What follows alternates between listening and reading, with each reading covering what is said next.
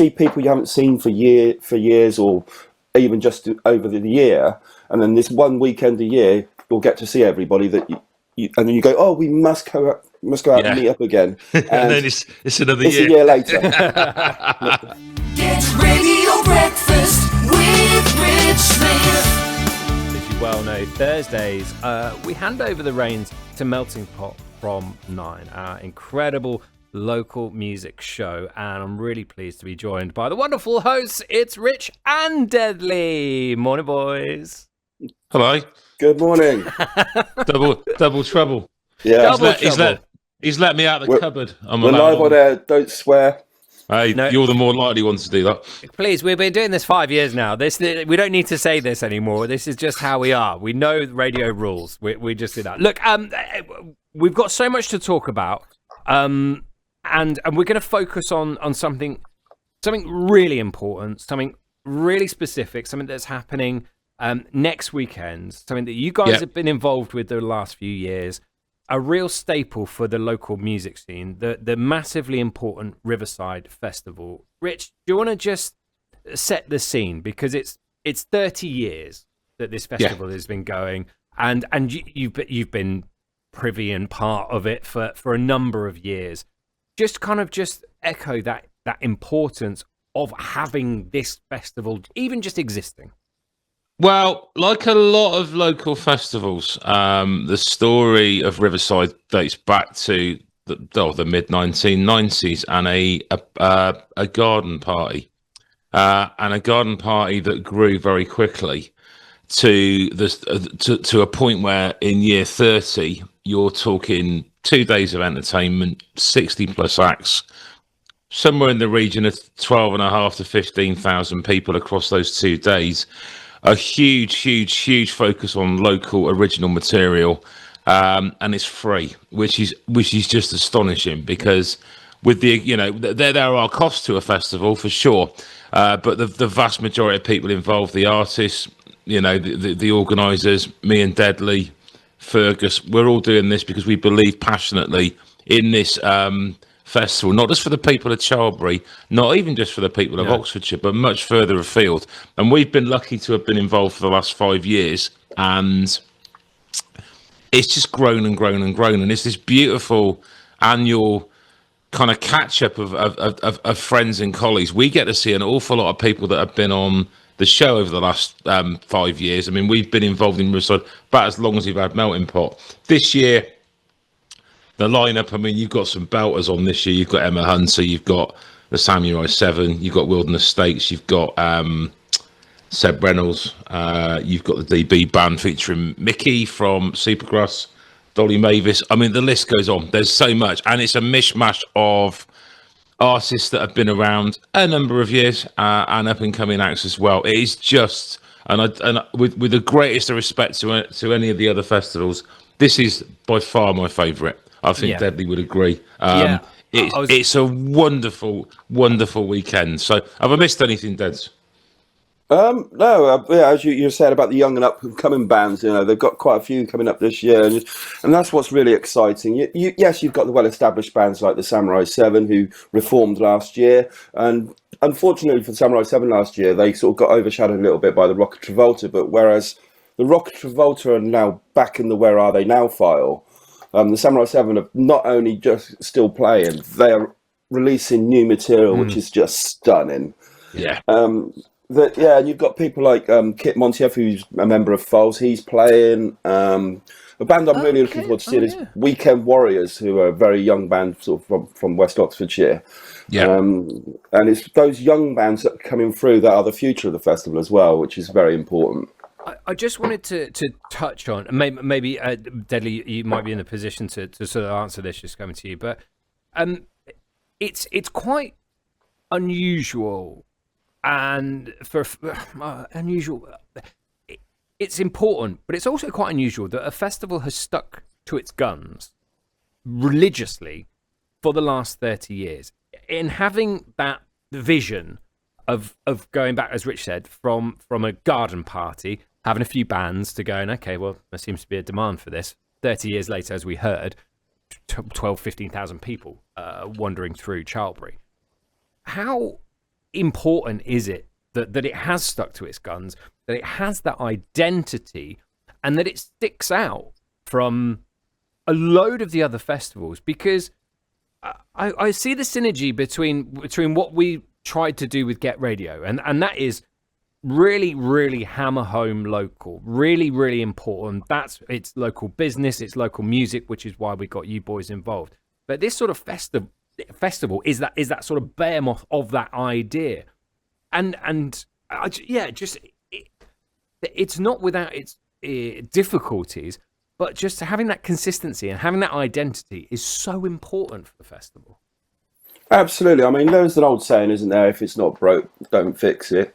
And I think that's what Charlbury Riverside has been so successful. It's stuck to its guns. It's stuck to its ethos.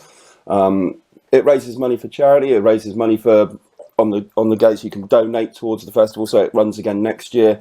Any money that's made at the bars and the conveniences, that's all put towards next year's pot. So it reduces the cost to the festival organisers. There's obviously they get grants and stuff from the council and what have you. It's just a wonderful, wonderful festival. It's a great weekend and it's easy to get to as well. It's just down the road from the train station. And I think the other thing, Des, just to interject quickly, is the sheer amount of support that the people of Charlbury give Riverside should by no means be underestimated, because for 30 years the Charlbury residents donate their time, donate money. They do so much all year round to support and promote that festival. They're very, very proud of Charlbury. And very, very proud of the festival. I'd put it this way: I'd say if Melting Pot was a festival, it would be Riverside. I really think that. And from chatting to and knowing Fergus for the last, however many years, it's got exactly the same ethos we've got, and that is promoting original local artists. And we've had other slightly things less chaotic though, Rich. He did say when he was on the show a few years ago that he'd quite like to have a show that was completely off the wall as ours, but he decided to leave us to it. But Fergus is a kindred spirit. He's a great guy, and he puts in so much effort to deliver the festival. As we know, that's he's planning. He'll plan next year's the week after this year's. That's how it is. And from a punter's point of view, as I am, and when I sort of can pop down and be there, there's so much kind of good feeling.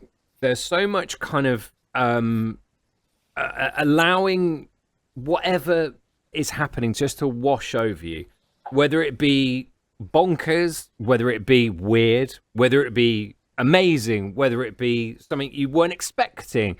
Whether that's what I get when I sort of walk down the hill and get into the I say fields, but you know what I mean. And it's a voyage of discovery. You just sit and experience and let everything just wash over you. But it's also positive. It's also friendly. It's also happy. It's also, I don't know. There's that local music community getting together there, and that's got to be that little special thing that festival's got. I think you've just said something. I think if a musician, and actually is a friend of mine and Deadly's, if anyone could epitomise the spirit of Riverside, and it's a man who's been on our show more than anyone other than John Otway, and that is Nigel Powell. So Nigel, for the last 35 plus years, has toured the world making music. This is the man who recorded Radiohead's original demos, the man who opened the Olympic ceremony. He's on his hands and knees with gaffer tape plugging in cables, and actually, is that fair, Dad? I mean, Nigel's an absolute gem of a human being. There's no egos. There's no... we've had people like Adamski, we've had Jenny Mathias from the Bell Stars, we've had people who have toured the world, and there's no us and them. It is everybody's in that together. Everybody is involved because it matters to them that the festival is a success. It's been great to see over the last few years the Daisies, Beaker, the Samurai 7, the Rocket Travolta, bands getting back together and seeing how much that means to them as bandmates. Sometimes tinged with sadness, where people who sadly aren't with us anymore, and how much that resonates with people that are actually in the audience. both those that are old gits like me and Deds that were at the Zodiac back in the day, but also people that are new to it. If it's a glorious couple of days, glorious. Now, I think, Rich, there was the one word you touched on there in your question was community. Yeah, and it is just a community. It's a weekend where the Oxford music community will get together. It's where the Oxfordshire community and beyond get together, and it's just a celebration of life in general, really. Not just the music, but families are welcome. You see people you haven't seen for years, or even just over the year, and then this one weekend a year, you'll get to see everybody that and then you go, oh, we must go out and meet up again. And then it's another year. It's a year later. It happens. Time flies. Gents, thanks ever so much for shining a light on Riverside and what an important and what a great festival is. I know you're going to be doing that tonight with Fergus as well, and I'm proper looking forward to tuning in. And I was going to say, very, very quick plug. I know there's a trend in this county for tribute acts. Back in the 90s, there was an easy listening night that ran at the Zodiac called Disvogue, and we decided that we are paying tribute. We've called ourselves the 11th best Disvogue tribute act in West Oxfordshire.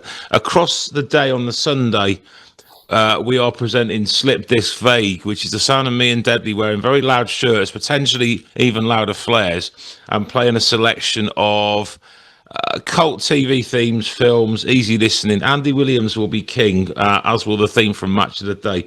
It will mean something to a group of like-minded lunatics who were around said club about 97, 98. So anybody else walking through wondering why we're playing Pot Black, they will probably wonder what they put in the water. But that will be happening on Sunday.